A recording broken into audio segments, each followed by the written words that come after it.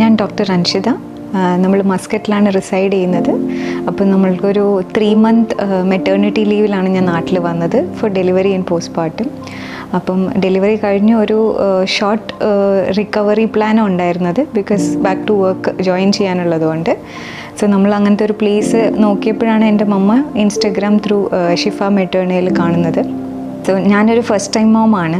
അപ്പം എനിക്ക് തോന്നുന്നു എല്ലാ ഫസ്റ്റ് ടൈം മോമിനും ഫസ്റ്റ് ബേബി ഇച്ചിരി എക്സ്ട്രാ പ്രഷ്യസ് ആയിരിക്കും. അപ്പോൾ അവരെ എങ്ങനെ ഹാൻഡിൽ ചെയ്യുന്നു, എങ്ങനെ നോക്കുന്നു, നമുക്കെല്ലാം അറിയണം. വി ആർ ആങ്ഷ്യസും ആണ്, ഇച്ചിരി സ്കേർഡ് ഫീലിങ്ങും ഉണ്ടാവും. I think that's normal. അപ്പം എനിക്കും ആ ഒരു ആങ്സൈറ്റി ഉണ്ടായിരുന്നു. അങ്ങനെ അപ്പം ഇവർ ബേബീനെ ഷിഫ സെൻറ്ററിൽ നിന്ന് ബേബീനെ കുളിപ്പിക്കാൻ കൊണ്ടുപോകുന്നത് എനിക്ക് ഫസ്റ്റ് ടൈം കാണണമെന്നുണ്ടായിരുന്നു, ബിക്കോസ് ആ ഒരു ആങ്സൈറ്റീൻ്റെ ഭാഗമായിരിക്കും. So I went. ഞാനും ഹസ്ബൻഡും ഉണ്ടായിരുന്നു. ആക്ച്വലി നമ്മൾ പോയി, നമ്മൾ കണ്ടു. അപ്പം the way they handle the baby, അത് എടുക്കുന്നതായിക്കോട്ടെ, ഹൈജീൻ ആയിക്കോട്ടെ, ചെയ്യുന്ന പ്രൊസീജിയർ ആയിക്കോട്ടെ, അത്രയും സോഫ്റ്റായിട്ടാണ് ബേബീനെ ഹാൻഡിൽ ചെയ്തത്. കാരണം ബേബീൻ്റെ ഫസ്റ്റ് ബാത്ത് എന്ന് പറയുന്നത് നമുക്കൊരു ഭയങ്കര പ്രഷ്യസ് ഒരു മൊമെൻ്റ് ആണ്.